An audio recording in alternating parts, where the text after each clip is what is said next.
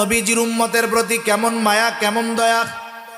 উম্মতের দ্বারা আঘাত পাওয়ার পরেও নবী উম্মতের জন্য বদদোয়া করেন নাই। যখন মক্কার মানুষেরা নবীজির কথা মানে না, ঈমান আনে না, নবীজি চলে গেছেন তায়েফ। তায়েফে যাবার পর তায়েফের মানুষও নবীজির কথা মানে না। দলে দলে বড় বড় ধারালো পাথর নবীজির গায়ে আঘাত করতেছে। পাথরের আঘাত এতটা জটিল ছিল, আয়েশা সিদ্দিকা রাদিয়াল্লাহু তাআলা আনহা একদিন নবীজির গায়ে দেখতে পাইলেন দাগ। জিজ্ঞাসা করতেছে, ইয়া রাসূলুল্লাহ, আপনার কি কখনো বসন্ত হয়েছিল নাকি? নবীজি বলেন, না আয়েশা, আমার কখনো তো বসন্ত হয় নাই। তাহলে ইয়া রাসূলুল্লাহ, পিঠের মধ্যে এই দাগগুলো কিসের? নবীজি বললেন, আয়েশা, আমি যখন দ্বীনের দাওয়াত দেওয়ার জন্য তায়েফে গেলাম, তায়েফের মানুষ বুঝতে পারে নাই